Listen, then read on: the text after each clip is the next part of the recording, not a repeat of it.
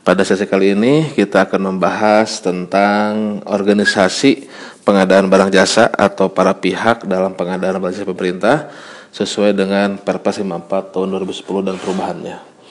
Untuk para pihak ini ada pada pasal 7 dalam Perpres 54. Oke, ini ada beberapa pasal juga. Kalau pasal 7 ini untuk organisasi secara umum. Kemudian nanti pasal 8 ada pengguna anggaran. Pasal 11 nanti ada PPK. Kemudian di pasal 17 ada tentang WLP. Dan yang terakhir pasal 18 PPHP. Dan mungkin sebagai tambahan ada penyedia. Oke. Nah, tentunya para pihak yang akan dibahas ini ada pengguna anggaran, kemudian ada PPK, ada unit layanan pengadaan, dan PPHP. Kalau penyedia itu mungkin hanya sekedar tambahan saja. Jadi sebetulnya kalau dalam Perpres, organisasi pengadaan atau para pihak itu hanya PA-KPA, kedua PPK, kemudian ULP atau pejabat pengadaan, atau tim pengadaan untuk swakelola khusus. Satu lagi adalah PPHP atau panitia pejabat penerima hasil pekerjaan. Itu. Oke, kita coba bahas satu persatu ya. Pertama, pengguna anggaran. Ini pengguna anggaran nanti ada video tersendiri terkait dengan pengguna anggaran. Jadi di sini secara umum aja apa tugas ataupun wewenang dari pengguna anggaran. Nah, tugas dan kewenangan PA ini ada di pasal 8. Pertama adalah PA harus menetapkan rencana umum pengadaan atau disingkat dengan RUP.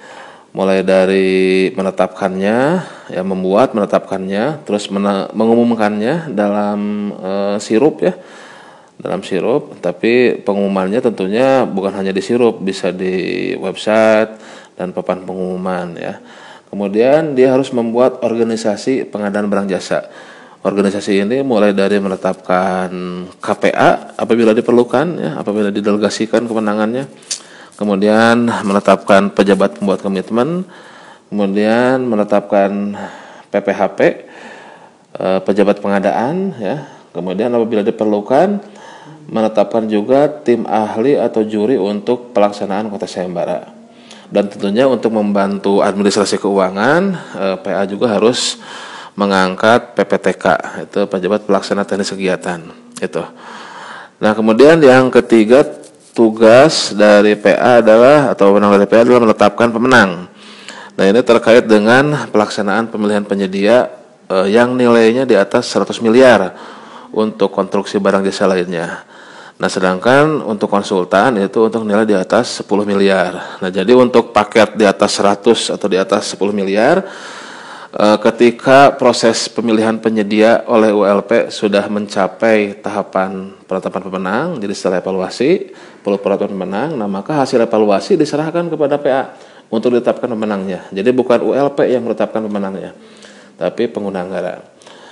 Selanjutnya, tugas dan wewenang pengguna anggaran yang keempat adalah menyelesaikan perselisihan. Nah, ini perselisihan antara PPK dengan ULP atau pejabat pengadaan dalam hal terjadi perbedaan pendapat. Nah, perbedaan pendapat apa? Yaitu ketika ULP mengumumkan atau menetapkan pemenang PT A, B atau C. Nah, tetapi PPK berbeda pendapat dalam mengeluarkan SPBJ-nya. Jadi PPK tidak mau mengeluarkan SPBJ. SPBJ itu surat penunjukan penyedia barang dan jasa untuk penyedia yang sudah ditetapkan oleh ULP.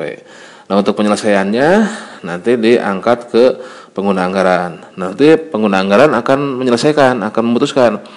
Kalau pengguna anggaran setuju dengan PPK, ya, maka harus dilakukan evaluasi ulang atau lelang ulang mungkin oleh ULP. Tapi kalau PA setuju dengan ULP, maka PPK harus mengeluarkan SPPJ untuk pemenang yang sudah ditetapkan. Itu. Kemudian yang terakhir adalah terkait dengan manajemen anggaran. Nah, manajemen anggaran ini mengawasi pelaksanaan anggaran, kemudian laporan keuangan yang tentunya sesuai dengan ketentuan, peraturan, dan perundang-undangan. Nah, itu adalah tugas keuangan dari pengguna anggaran. Satu lagi, siapakah pengguna anggaran? Nah, pengguna anggaran kalau di kementerian atau lembaga atau instansi itu tentunya menteri, kepala lembaga atau kepala instansinya. Dan apabila diperlukan, nah nanti PA bisa mengangkat kuasa pengguna anggaran. Kalau kementeriannya besar atau lembaganya besar, nah itu bisa didelegasikan ke kuasa pengguna anggaran. Berbeda dengan pemerintah daerah, Pemda, kabupaten, provinsi atau kota ya. Nah, yang menjadi pengguna anggarannya itu bukan kepala daerah, bukan bupati, wali kota, gubernur, tapi kepala dinas. Jadi kalau di pemerintah daerah yang menjadi pengguna anggarannya adalah kepala dinas. Oke, kita lanjut ke pihak berikutnya, yaitu ke PPK, pejabat pembuat komitmen. Pertama yang kita bahas adalah 3 tugas dari PPK.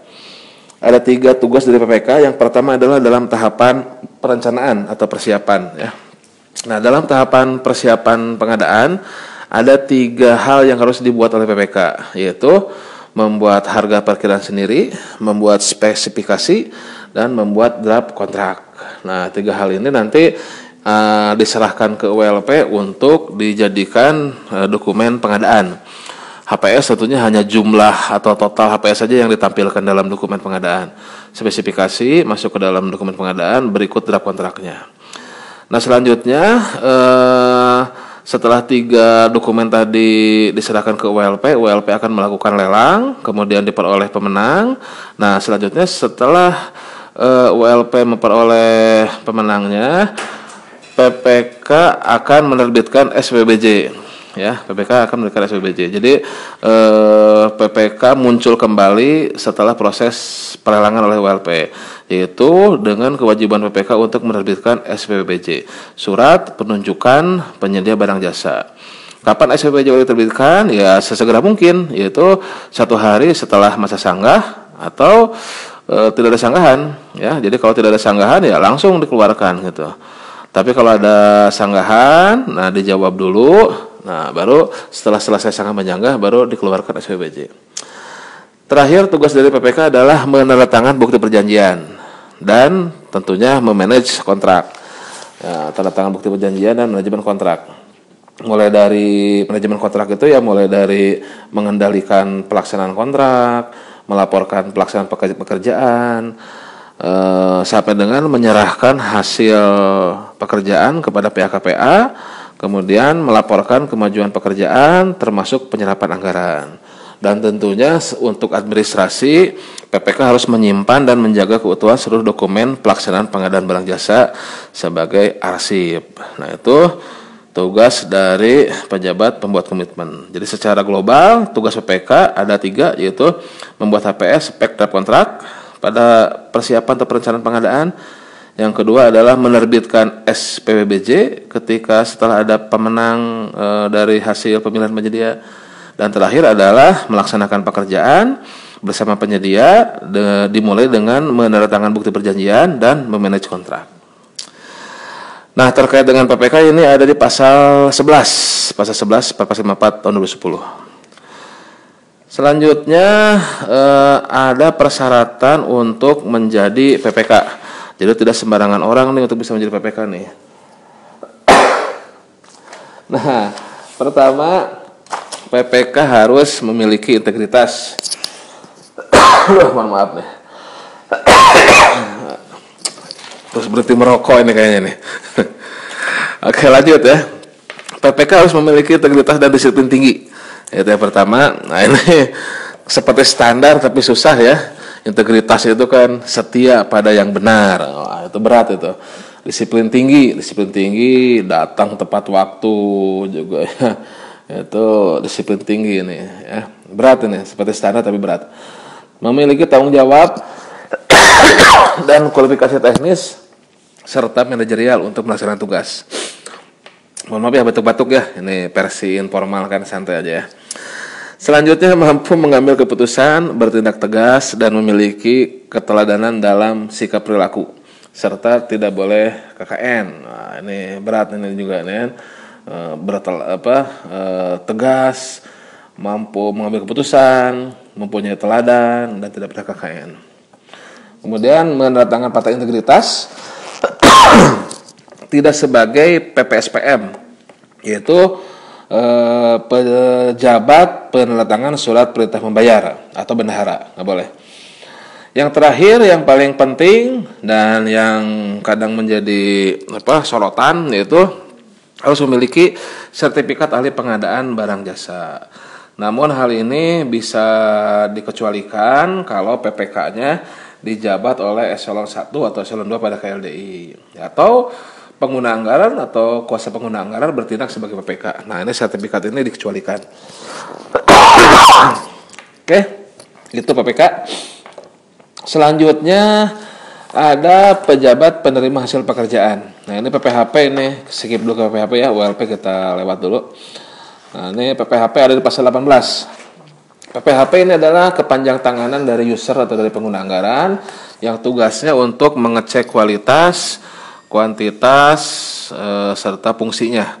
Jadi pertama, PPHP itu ketika memperoleh surat perintah dari PPK, jadi diangkat oleh PA ya PPHP itu, tapi dia diperintahkan untuk membantu PPK, sehingga PPHP diperintahkan oleh PPK untuk menerima hasil pekerjaan.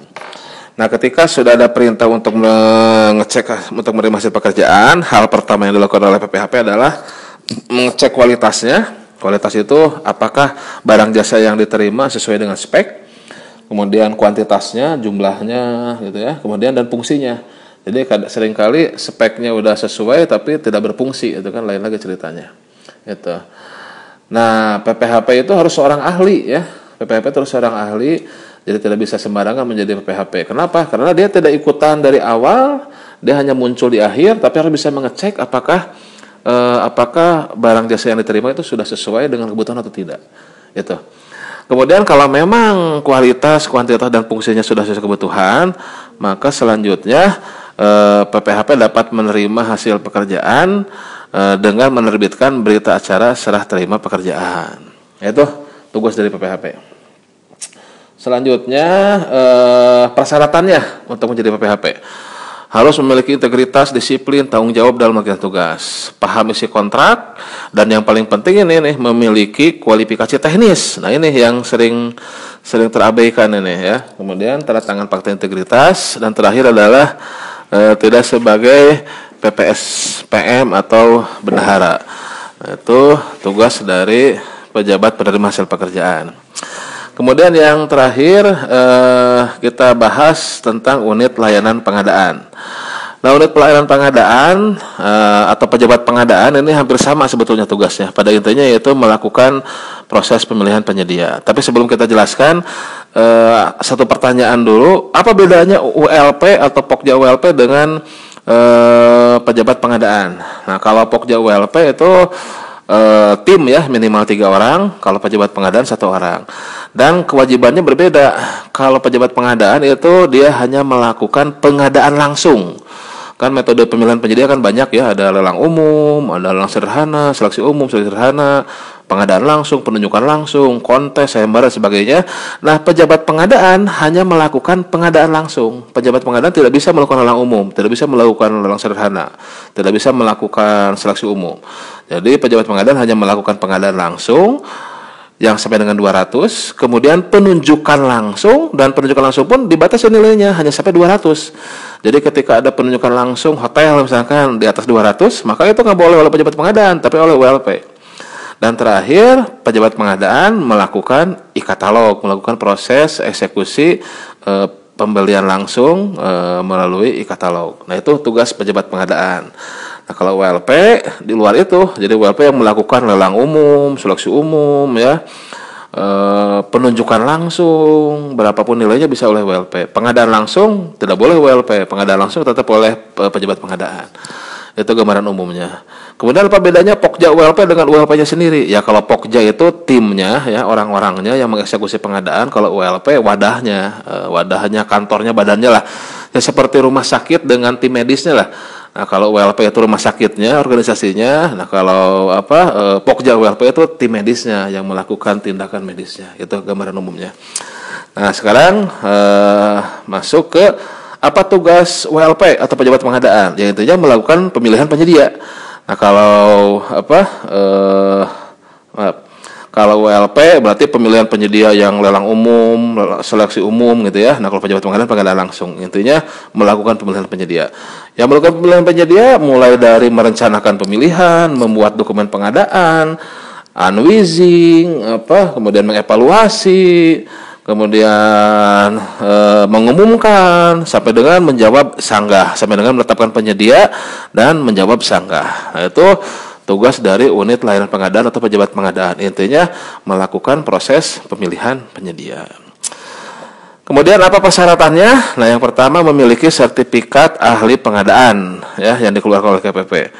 Selanjutnya memiliki integritas, disiplin, tanggung jawab, memahami keseluruhan pekerjaan, paham pekerjaan tertentu yang menjadi tugas yang bersangkutan, tanda tangan fakta integritas, dan harus jumlahnya ganjil minimal 3. Nah, ini apabila Pokja ULP tidak memahami jenis pekerjaan, Pokja ULP dapat dibantu oleh tim teknis. Karena kan ahli pengadaan bukan ahli segalanya ya, bukan ahli segalanya. Tidak mungkin ahli pengadaan atau Pokja ULP itu ngerti tentang mobil, ngerti tentang komputer, ngerti tentang sapi, ngerti tentang AC segala macam. Tidak mungkin kita menjadi ahli segalanya.